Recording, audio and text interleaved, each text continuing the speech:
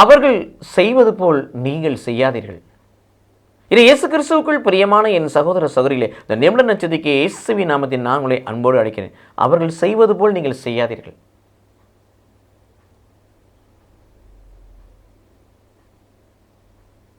அவர்கள் செய்வது போல் செய்யாதீர்கள்.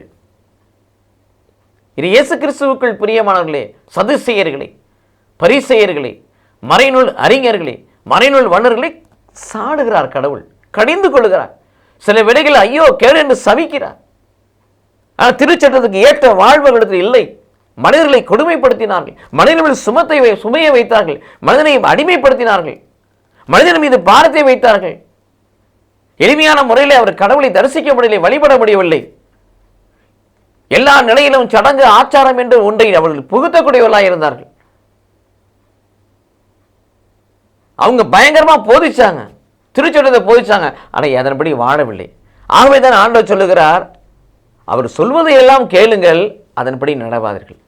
அவங்க சொல்லுவாங்க, நடக்க மாட்டாங்க. அதனால சொல்றது நல்லதா இருக்கும், நடக்கிறது மோசமா இருக்கும். நீங்க நடக்கிறத பார்க்காதீங்க, தள்ளி போட்டுருங்க. ஆனால் சொல்றதை கேளுங்க, அவர்கள் சொல்வதை கேளுங்கள், அவர்களை போல் நடவாதீர்கள். இன்றைய நிலை இந்த நாட்களையும் இருப்பதை நாம் பார்க்க தான் முடிகிறது. ஆகவே நமக்கு எது முக்கியம்? அவர்கள் அப்படி செய்கிறார்கள், இப்படி செய்கிறார்கள், அப்படி பார்க்கிறார்கள், இப்படி பார்க்கிறார்கள், இதனை செய்கிறார்கள் என்று அதை குறித்து அங்கலாய்க்காதபடி யார் சொன்னாலும் நல்லதை சொல்வார்கள், யார் சொன்னாலும் பரிசுத்தமான வார்த்தையை சொல்வார்கள். ஆக சொல்வதை கேட்போம், அவர்களை போல் நடவாமல் இருப்போம். ஒருவேளை மாறுபட்ட வாழ்வு அவர்களுக்கு இருக்கும்படி சொன்னார். எல்லாரும் அப்படி அல்ல.